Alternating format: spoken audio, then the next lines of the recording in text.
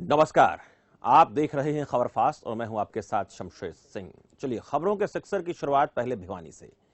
भिवानी महेंद्रगढ़ से बीजेपी सांसद चौधरी धर्मवीर सिंह ने एक बार फिर अपनी ही सरकार को नसीहत दी है। इस बार उन्होंने सरकार को ग्रुप डी की नौकरियों में इसके साथ ही उन्होंने कहा कि अगले 2 साल में सड़कों का जाल बिछेगा और कई हाईवे भी बनेंगे। नहीं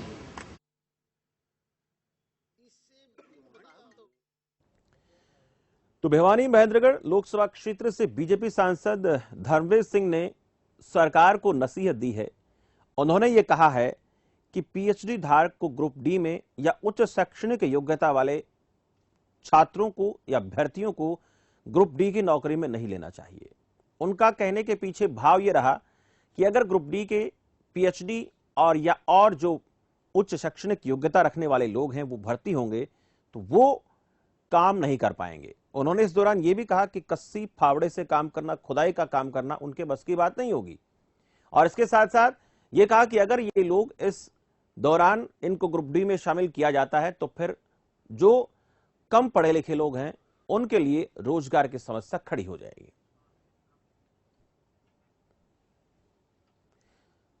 चौधरी धर्मवीर सिंह इस वक्त हमारे साथ फोन लाइन पर जुड़ गए हैं, बीजेपी के सांसद हैं। धर्मवीर जी नमस्कार। नमस्कार। चौधरी धर्मवीर जी, आपने एक बात कही प्रेस कॉन्फ्रेंस के दौरान कि ग्रुप डी में जो है वो पीएचडी धारक या उच्च शैक्षणिक योग्यता वाले लोगों को, युवाओं को नहीं भर्ती किया जाना चाहिए। और उसके पीछे आपने वजह ये भी बताई कि कहीं ना कहीं ऐसा करने से जो ऐसे लोग हैं वो उस काम को करने के काबिल नहीं होंगे, क्योंकि कस्सी फावड़ा उठाना उनके बस की बात नहीं होगी।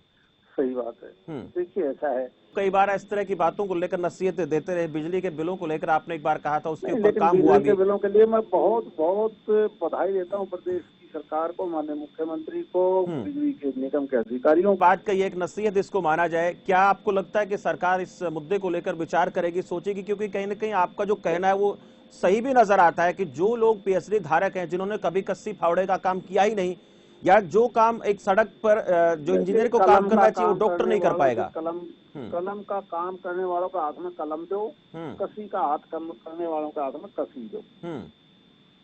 वही अगर हम बात क्षेत्र से, उन्होंने कहा कि जो ग्रुप डी में हम पीएचडी धारक को या फिर उच्च शैक्षणिक योग्यता वाले युवाओं को लेते हैं तो वो उस काम को करने के लिए उतने काबिल नहीं है जो कम शैक्षणिक योग्यता वाले लोग हैं, जिन्होंने वाकई में काम किया होता है।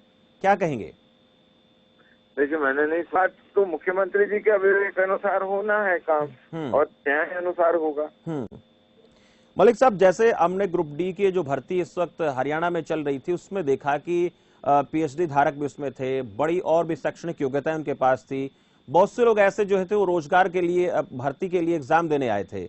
तो ऐसे में आपको लगता नहीं कि जो लोग जो हैं वाकई में, जिन लोगों ने कलम का काम करना आता है उनको वो कलम का काम करें, जो लोग कस्सी फावड़े का काम कर सकते वो काम करें? क्योंकि ये देखा जाता है कि अगर मान लो एक डॉक्टर है, डॉक्टर को अगर हम कुछ और काम देते हैं तो वो उस काम से इंसाफ नहीं कर पाएगा।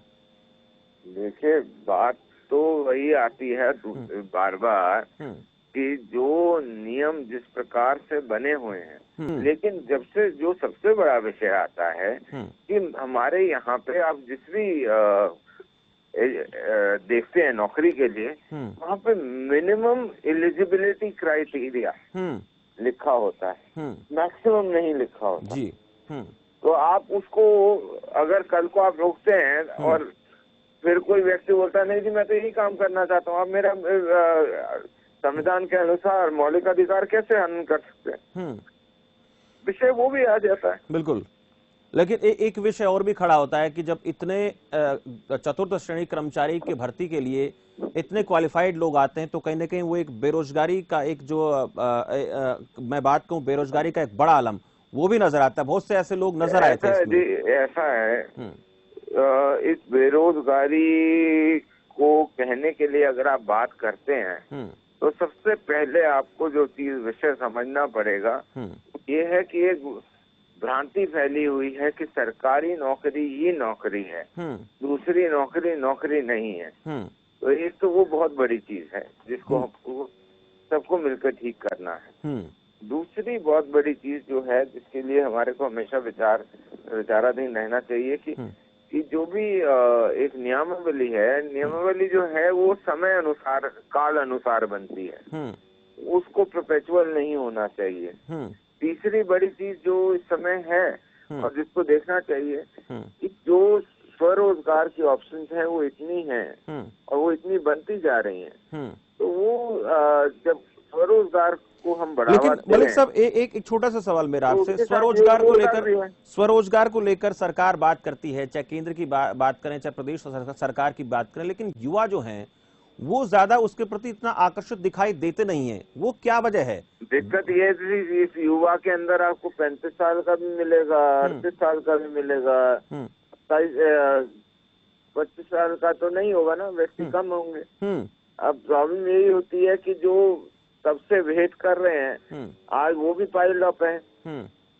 अब 38 साल का अगर कोई व्यक्ति अप्लाई कर रहा है कहीं पे, तो बात वही आती है कि 38 साल का अगर वो व्यक्ति है तो जो ये स्टार्टअप जॉब जो होती हैं कंपनी वगैरह की, ये उनके लिए है जो स्टार्ट कर रहे हैं जिंदगी। अब कोई अगर 38 साल में आके स्टार्ट कर रहा है जिंदगी तो फिर मैं तो कुछ बोल नहीं सकता था। ठीक, शुक्रिया मलिक साहब, बहुत बहुत शुक्रिया। रमन मलिक बीजेपी के प्रवक्ता हमारे साथ जुड़े, जिन्होंने ये कहा कि वो उनका विचार है, अपना लोकतंत्र है, और अगर उन्हें लगता है कि इस मुद्दे पर बात की जानी चाहिए कि ग्रुप डी की भर्तियों के लिए शैक्षणिक योग्यता पर पुनर्विचार होना चाहिए, तो वो इसको लेकर मुख्यमंत्री के सामने अपनी बात रख सकते हैं।